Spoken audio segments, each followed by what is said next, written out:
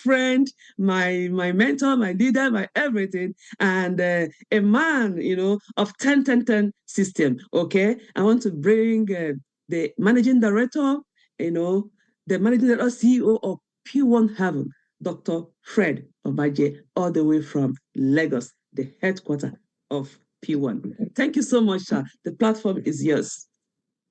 Wow, Pastor Amaka, always amazing. Thank you very much. Good afternoon, ladies and gentlemen. First, I must apologize for coming late. I've been on the road from the mainland. I thought I was going to finish what I went for and return back early today. I've been there. This is the third day. So I was bid to be back home by 10 or 11 max, but unfortunately, I had a held of somewhere to discuss some other things. So my sincere apology. All right. You're welcome, sir. What I want us to look at today, I hope you have your pen and your paper right beside you, because a lot is going to be given out today in terms of nuggets. And one of the major things I want us to look at today is there is nobody who is illiterate. I'm sure you are hearing that for the first time. No illiterate anywhere in the world. So don't let anybody deceive you.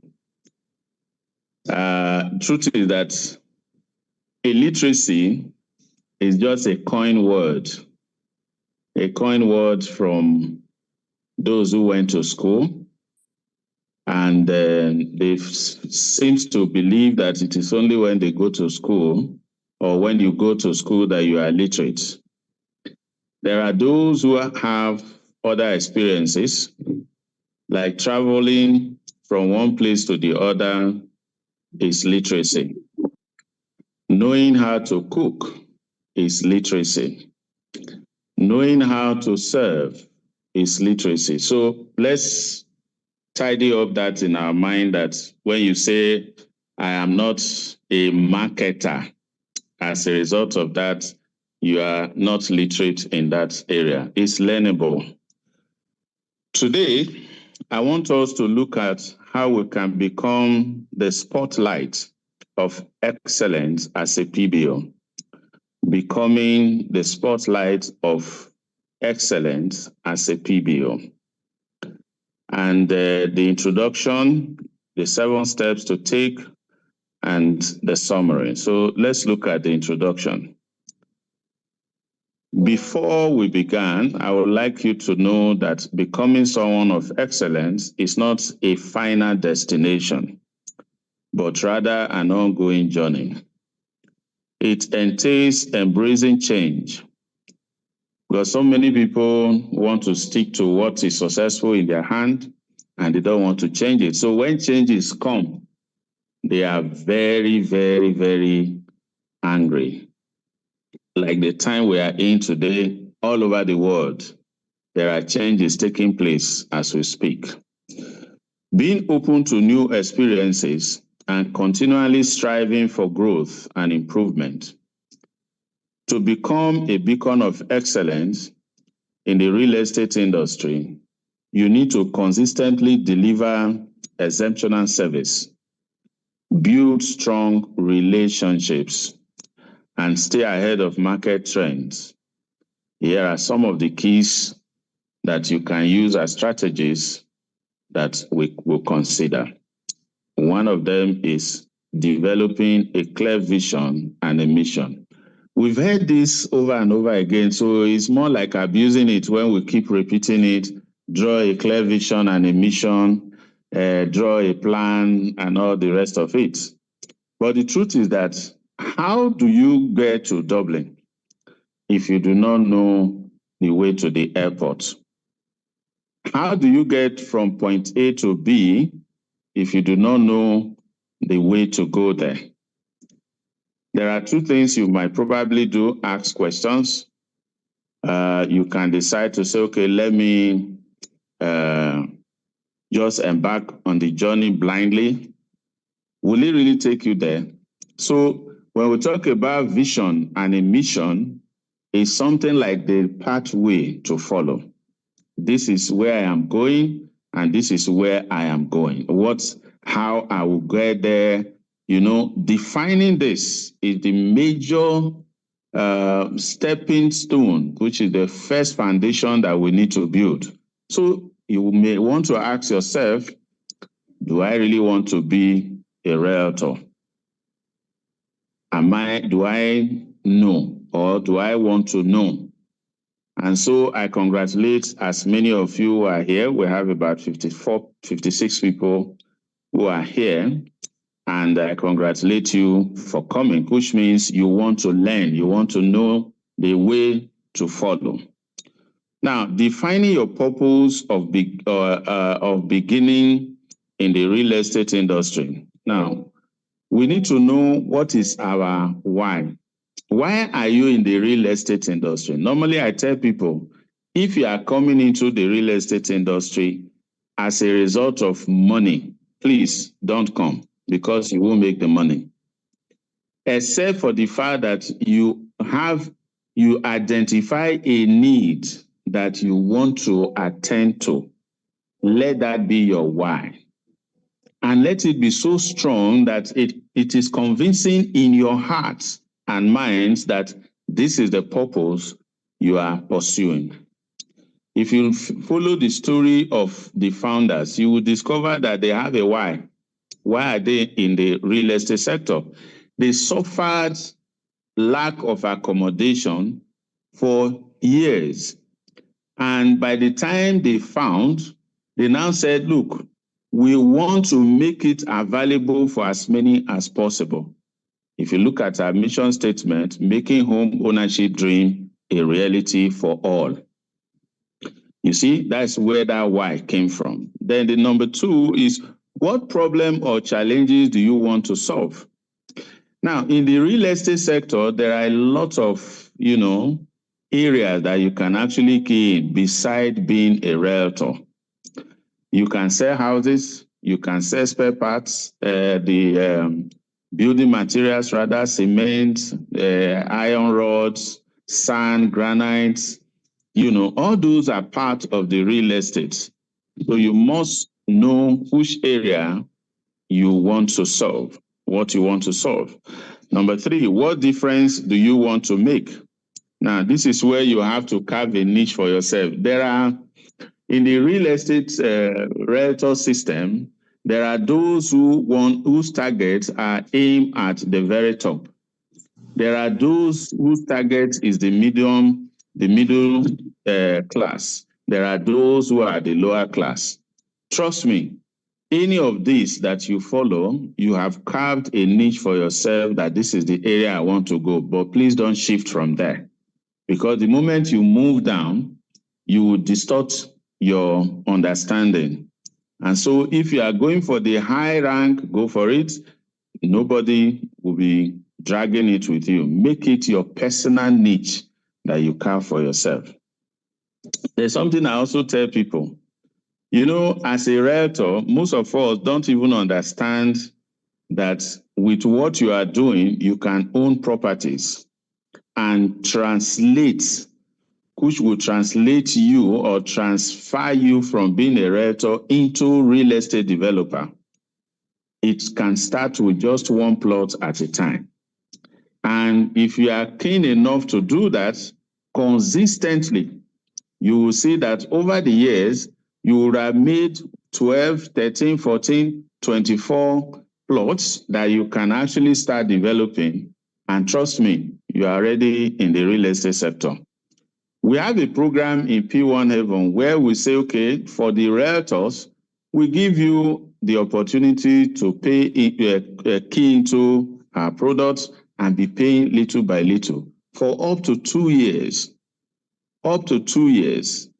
And the price will not change for you. So if it is 2 million today, for the next 2 years, it's 2 million for you. Why? Because you are part of us. It is one of the windows of opportunities that is open for you.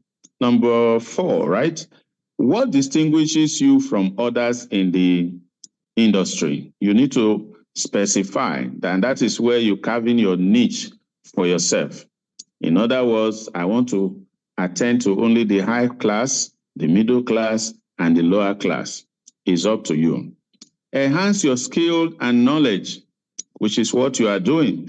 Now, in the interest of your success, you must enhance your skills and your knowledge. Because if you don't do that, what it will do to you is you become obsolete. The knowledge of last year is not what we are using this year. Look at the jet age.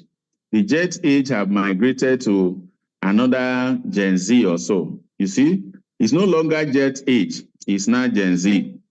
And when it is, by the time you look at it further, you will see that a lot of other areas of improvement will come up from next year. So you must not joke with knowledge and skills. It is very, very important. We must do it. In an industry that is constantly evolving, you need to be able to keep up with the industry standard. I went for a meeting. In short, I went for several meetings in this my trip to the mainland. I've been there since Thursday, and I just came back today. And it is a business trip, and I had several meetings with people. And what we spoke about last year is not what is entailing today. And so building standard has changed, measurements are changing, the interests of the investors are changing by the day. So we must look at it. Whereas in those days, we were looking for space, 3-bedroom, 4-bedroom. Nowadays, it's one single bedroom maisonette, 2-bedroom. That is what is trending right now. So you must catch up with all of this by developing your skills and knowledge. So continually seek opportunities to learn and grow. Attend workshops, seminars, and courses to stay updated with industrial trends and best practices. Specialized knowledge. Consider specializing in a niche market, e.g., you may be good in land, sell land, short lets, go for it. Luxury properties, go for it. Like we do today, land banking, which is what we call the buy to sell, go for it.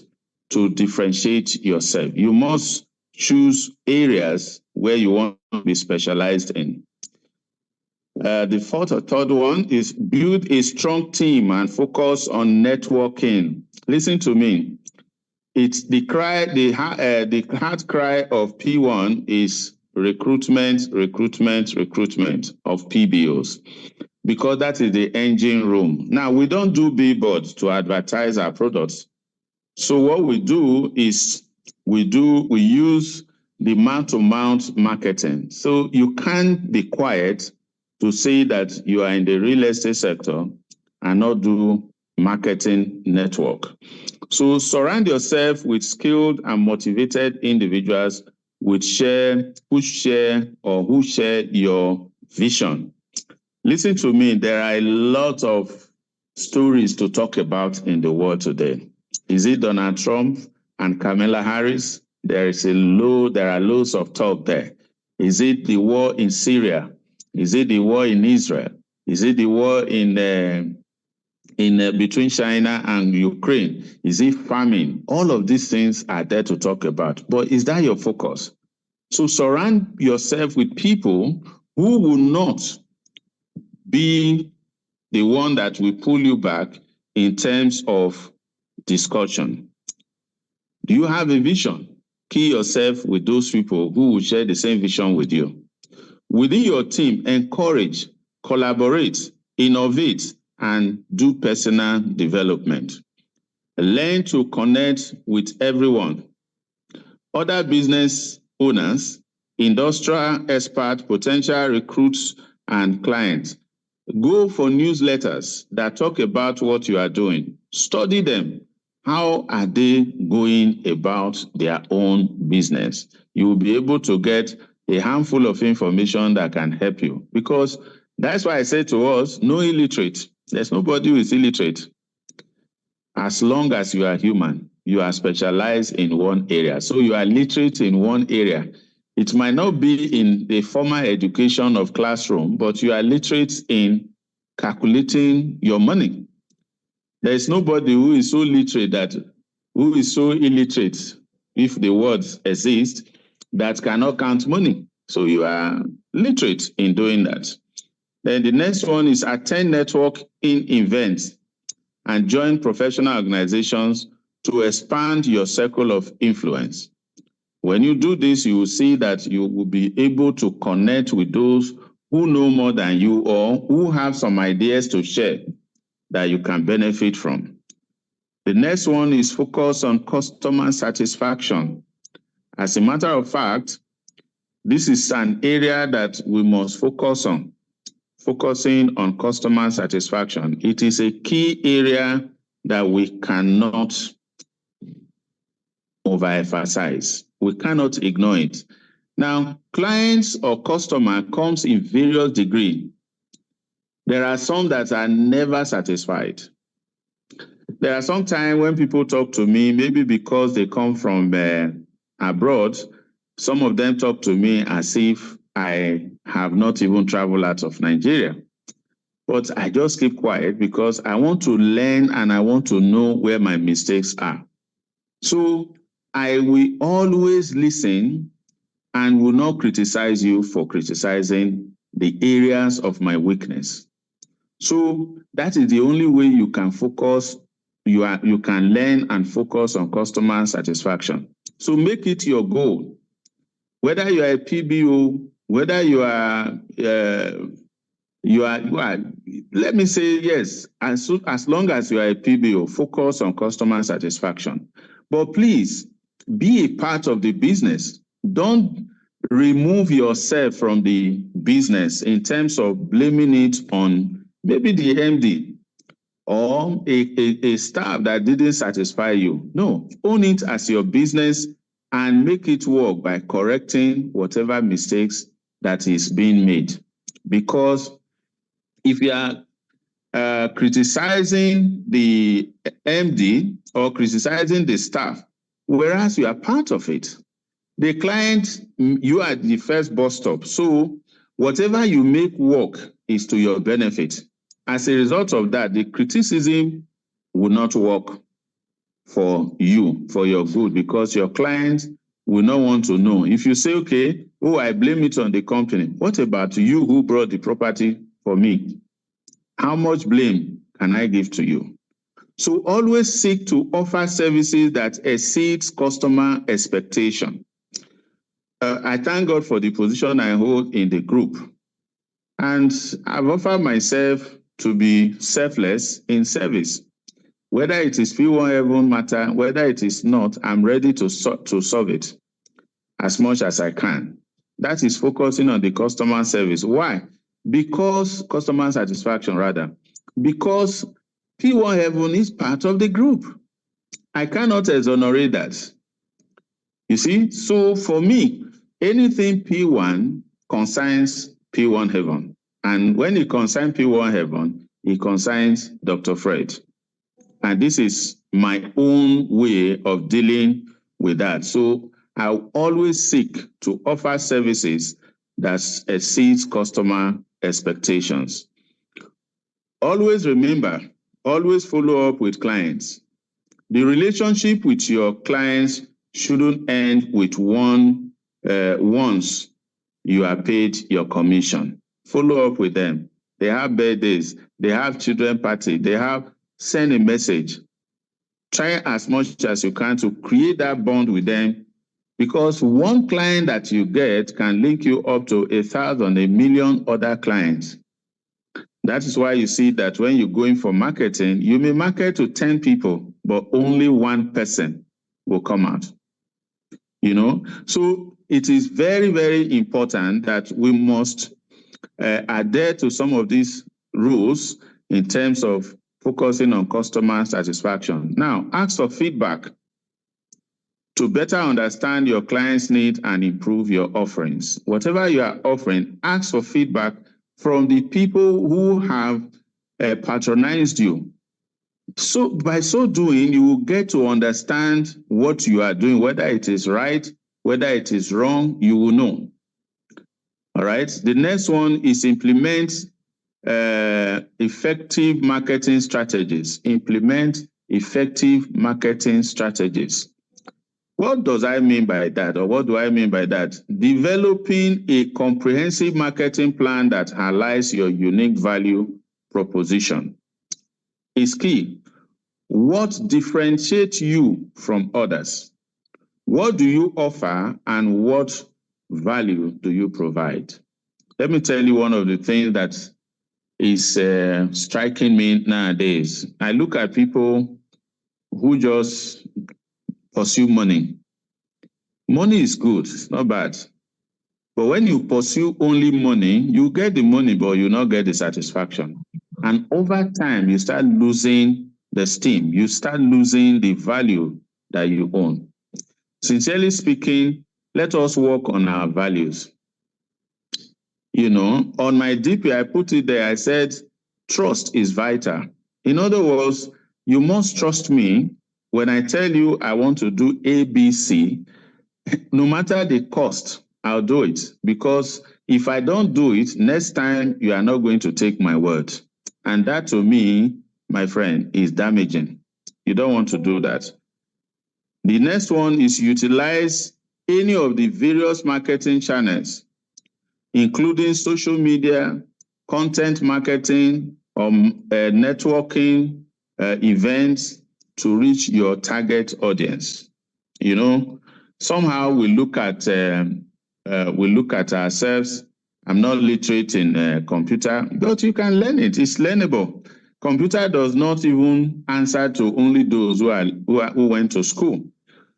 You know, you can actually learn computer from your own house, the comfort of your home. Nowadays, all of us have phones, and some of these smartphones, well, all these smartphones rather, they all have smart features that can actually help you enhance your marketing skills. The children you have at home will help you do this. All right. Some of them are very smart, that they handle these things as if they made the stuff. Then the next one is have a mentor. Please, I really want to emphasize on this. Have a mentor. Don't be a lone ranger. Don't be too good for yourself. Get somebody that you can hold you accountable. If you don't have anybody who you can report to, you won't really hold yourself accountable. You will not, bother about whether it matters or not. So having a mentor in the real estate industry is an invaluable asset. Most people don't know this. They feel that, they can go and do marketing and that's it. No, for you to succeed further, you need a mentor. Because mentors will share their first-hand experiences and pitfalls. They would connect you with key industry players, providing guidance and help you identify areas of improvement. For you to become an excellent PBO and PBO, find a mentor who will help you tune out the noise. Somebody who you can respect, somebody who will say, sit down. Without questioning, you will sit down. But these days, most of us are bigger than even our mentors. So when they ask us to sit down, we're asking, why do I have to sit when I have something to do? So there's need for us to look at this. It's a very, very important thing. So if you don't have a mentor, you see, the advantage is enormous. Why? When you have a mentor, what it does for you is that you will be able to engage, right? You will be able to engage, and somebody who already walked the path you are walking on. He will tell you the pitfalls. He will tell you the corners. He will tell you the steep ends. He will tell you the mountains to climb, if there is any, the rivers, what the danger spots are. He can tell you, he will guide you through them. Because it's the same road that leads to success. It has never changed, it will not change. The same principle that has been guiding success from day one, from when God created man, is the same thing till tomorrow. It has never changed. It's like the word of God that is forever settled. All right, so you cannot change it. And that part is just for you to discover that success part. And to discover it, you need somebody who have that experience. And that is one of the major reasons you need a mentor. Mentorship is very good. And mentorship is not somebody that is older than you. A mentor is not just someone that is older than you. A mentor is not just somebody who have more knowledge than you. A mentor can be somebody who already have the experience of what you are looking for. That is mentor. A mentor. The last but not the least, put God first. In all you do, don't ignore God. Please, I beg of you. He is our creator. He is the one that gives wisdom. He is the one that gives knowledge. The natural wisdom, God has given it to all men. The natural knowledge, God has given it to all men. But there is one wisdom that maketh rich. That wisdom comes from above. That wisdom is the one that can give you satisfaction, that can give you good health, can give you knowledge, the ideas to run the race of life successfully. That wisdom only comes from God. So I cannot overemphasize the importance of prayer. Please, some of us, we put our pastors even before God. I'm sorry to say this. And pastors are good. But one of the things I want to tell you is that pastors also have their challenges. Now, when you tell them or you put your confidence in them and they also are struggling to sort their own out, what do you expect? So, and God has a direct link. Doesn't have a second party or a third party. A direct link through Jesus Christ. And so that ignorance has to be out. Go in your closet, call on him. I need help in this area. I am struggling in this area. Trust me, the God I know will give you the idea. He will give you the way out. He will lead you as long as you follow that way out. Let me tell you a story. So you have Moses. All of us know the story. I believe that all of us know the story of Moses. And now he's leading the children of Israel. And for some reasons that I cannot explain, Jethro, the father-in-law, was with him as on this journey with his wife and children. And as they were journeying, Jethro was looking at him, suffering, struggling to solve this problem, solve that problem, all over the place. Somehow, Jethro was not introduced to us as a Jew. He was not introduced to us as someone who knows God. But see what happened. Advice came from him to Moses. He went to Moses and called him and said, you will kill yourself if you continue what you are doing now. Just paraphrasing it. Why don't you select people who will deal with matters that are not weighty? Small matters, set them all over and let them work with you. The weighty matters, the matter that they could not resolve, let them bring it to you to solve. Guess what?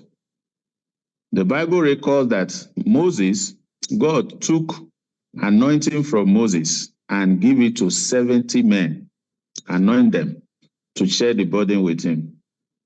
So a pagan, if we use the word pagan, I don't know if that is right, because Jethro was not introduced to us as a Christian. He wasn't introduced to us as a Jew.